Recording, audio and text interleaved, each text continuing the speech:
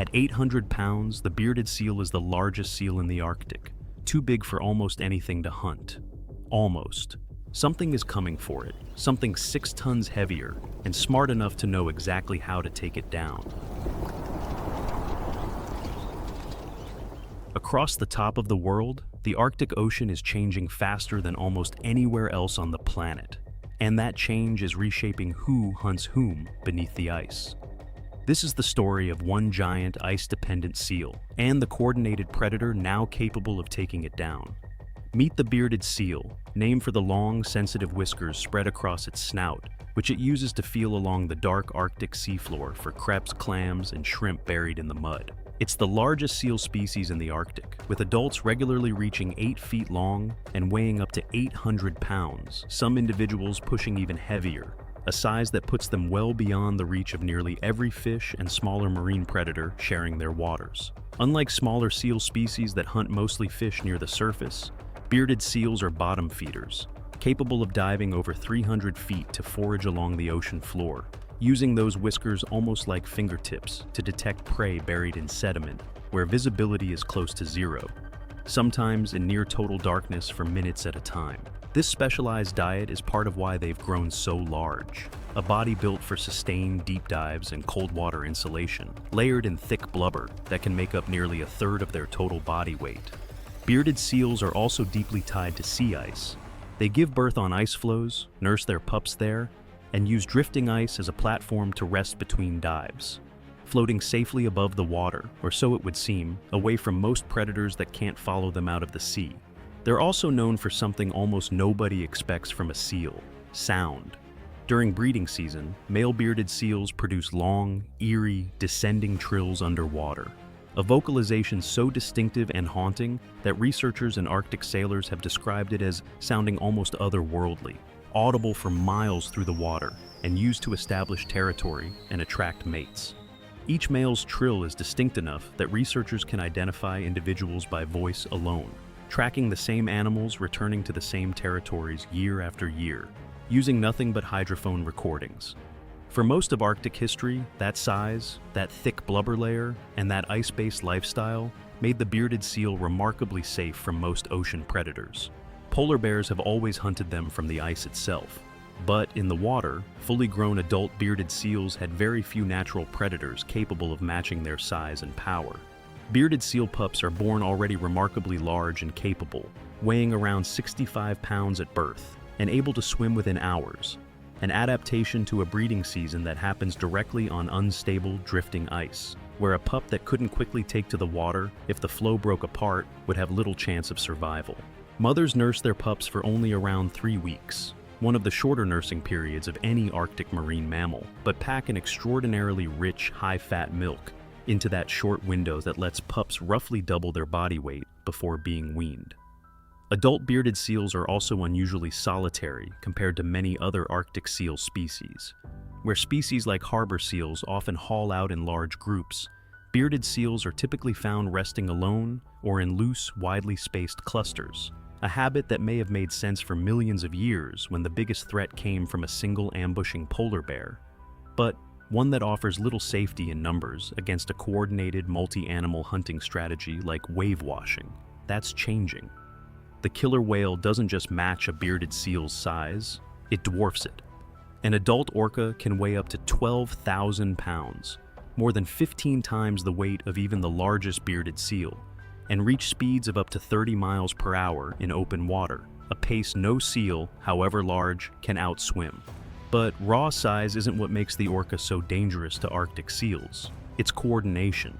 Orcas hunt in pods, using techniques refined and passed down across generations. And one technique in particular has become closely associated with Arctic and Antarctic seal hunts: wave washing. When a seal is resting on a floe, seemingly safe above the waterline, a pod of orcas will identify the target, line up together, and swim in tight, coordinated formation directly at the ice, generating a single powerful wave with the combined force of their bodies moving in unison. That wave can be enough to tilt or break the floe, washing the seal directly off the ice and into the water, where the rest of the pod is already positioned and waiting. This isn't instinctive, reflexive behavior. Researchers who have documented wave-washing hunts, including extended footage from Antarctic pack ice, describe adult orcas actively teaching the technique to calves, carefully corralling a seal close to a flow without seriously injuring it, letting the seal climb back onto the ice, and repeating the sequence so younger orcas in the pod get the chance to practice the maneuver themselves. It's not just a hunting strategy, it's a curriculum. Marine biologists studying wave-washing pods describe hunts like this lasting well over an hour from first detection to final outcome, with adult females typically leading the coordination, while calves watch closely from a short distance, only being brought in to attempt the technique themselves once the adults have judged the situation safe enough. That level of deliberate, careful instruction, prioritizing a calf's safety and learning over simply maximizing the speed or efficiency of the kill, is part of why researchers increasingly describe orca hunting knowledge as a form of culture, passed down and refined across generations, rather than encoded purely as instinct. Historically, orcas encountered bearded seals and less often than you might expect, for one simple reason: sea ice. Thick, extensive pack ice made large parts of the high Arctic difficult or dangerous for orcas to enter, since their tall dorsal fins, up to 6 feet on adult males, make surfacing for air in ice-covered water risky, and in the worst cases, fatal if a pod becomes trapped beneath solid ice with no opening to breathe. That barrier is disappearing.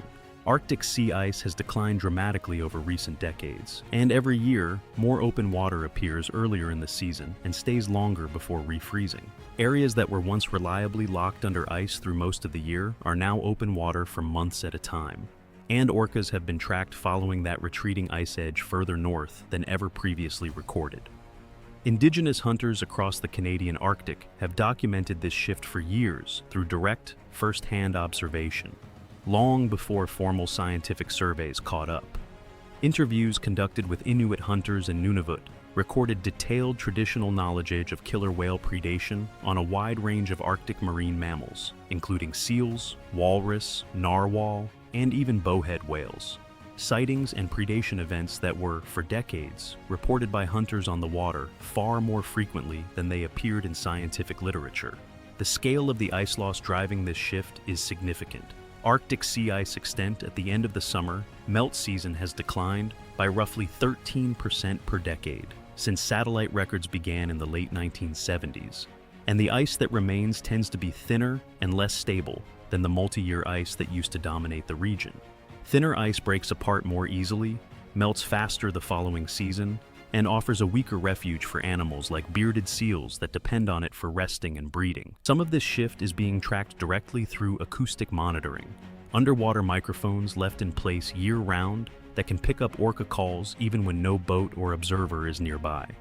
Researchers analyzing years of this acoustic data in parts of the Canadian Arctic have found orca vocalizations appearing earlier in the season and later into the fall with each passing year, a pattern that lines up closely with the timing of ice retreat and matches what Inuit hunters had already been reporting from direct observation for years before the acoustic data caught up to confirm it. So, what does an actual hunt look like when a pod of orcas targets a bearded seal? Based on documented wave-washing behavior and first-hand accounts from researchers and Arctic observers, the sequence tends to follow a consistent pattern. First comes detection. Orcas will often spy hop, lifting their heads vertically out of the water, to visually scan for seals resting on ice, combining this with echolocation to track a seal's movement even after it's hauled out and can no longer be detected by sound alone. Once a target is identified, the pod begins closing in, often approaching slowly and from multiple directions to avoid alerting the seal too early. Echolocation gives orcas an advantage most land predators could never match: the ability to essentially see through solid ice using sound, distinguishing the dense, compact shape of a resting seal from the surrounding ice structure well before any visual contact is possible. Researchers believe this acoustic scouting is part of why wave-washing pods often appear to know precisely which flow holds a viable target long before they're close enough to visually confirm it. Visual: pod forming coordinated line, tension building. Then comes positioning. The pod arranges itself in a tight formation facing the flow, timing their approach so that all members build speed and dive simultaneously at the final moment. Because a wave generated by a single orca isn't enough to reliably tip or break a flow carrying an animal as heavy as a bearded seal. It takes the combined mass and timing of the group. The strike itself happens fast. The pod surges forward together, diving in near perfect unison just before reaching the ice, generating a wave that swamps the flow. A bearded seal, even at 800 pounds, has little defense against a wave generated by multiple orcas acting as one. The flow rocks, tilts, and in many documented cases, the seal is washed directly into open water. Once in the water, the advantage shifts almost entirely to the orcas. On ice, a bearded seal is safe. In open water, it's slower, less maneuverable, and directly in the environment, orcas are built to dominate. Researchers studying these hunts note that the outcome isn't guaranteed. Some seals do make it back to solid ice, especially if the initial wave doesn't fully dislodge them, or if the flow is large enough to offer a second retreat point further from the water's edge. In fact, footage of these hunts, particularly in Antarctica, where wave washing has been most extensively documented, has repeatedly shown seals surviving the encounter, climbing back onto the ice while the orcas circle below, seemingly assessing whether to try again or move on to easier prey nearby. It's a reminder that even a technique this sophisticated doesn't guarantee success every time, and that a bearded seal's size and thick blubber can sometimes be enough to survive the impact of the wave itself, even when the outcome initially looks certain. Visual, orcapod regrouping after a failed attempt, moving toward another flow. When a hunt does fail, pods don't typically abandon the effort immediately. Observers have documented multiple wave-washing attempts against the same target within a single encounter, sometimes shifting the angle of approach or targeting a different, less stable section of the same flow after an initial pass fails to dislodge the seal. This adaptability, adjusting technique mid-hunt based on how the prey responded to the first attempt, and is itself considered strong evidence of the kind of real-time problem-solving that separates orca hunting behavior from more rigid, purely instinctive predation seen in many other ocean predators. If a seal does end up in open water without reaching safety, its best remaining option is often to dive as deep as possible, since bearded seals are capable divers built for depths far greater than most other Arctic seals reach, sometimes descending well past 300 feet. In deep water, an orca's size becomes slightly less of an advantage, and a seal familiar with using depth to escape polar bear encounters near breathing holes may attempt the same strategy here, diving toward the safety of true darkness rather than trying to outrun a faster predator on the surface. This is one of the few genuine advantages a bearded seal retains once a hunt reaches open water. Orcas, despite their speed and power, still need to surface regularly to breathe, and a prolonged deep dive into dark, disorienting water can force a pursuing pod to abandon the chase, rather than risk overextending themselves far from the surface. It isn't a reliable escape, but for an animal already built for depth, it's the one card a bearded seal still has left to play. It's worth pointing out that the bearded seal already has a well-known predator in Arctic waters, the polar bear, which stalks seals resting near breathing holes and along ice edges using patience and raw power rather than teamwork. For most of Arctic history, this was the primary predation pressure bearded seals evolved to deal with, a threat that came from the ice itself, not from the open water beneath it. The orca represents an almost entirely different kind of threat. Where a polar bear hunts alone, relying on stealth and a single decisive strike, an orcapod hunts as a coordinated unit, using a technique that specifically targets the one place a bearded seal has always considered safe: the ice itself. It's not an exaggeration to say wave-washing behavior effectively erases the safety margin bearded seals have relied on for their entire evolutionary history, at least on the smaller, more vulnerable flows increasingly common as ice breaks apart earlier each season. And that's part of the deeper issue. As the Arctic warms, remaining ice doesn't just shrink in total area, it also fragments into smaller, thinner flows that are easier for a coordinated orcapod to destabilize with a wave in the first place. A bearded seal resting on a large, thick flow decades ago had a far more stable refuge than a seal resting on the smaller, more fractured ice increasingly common today.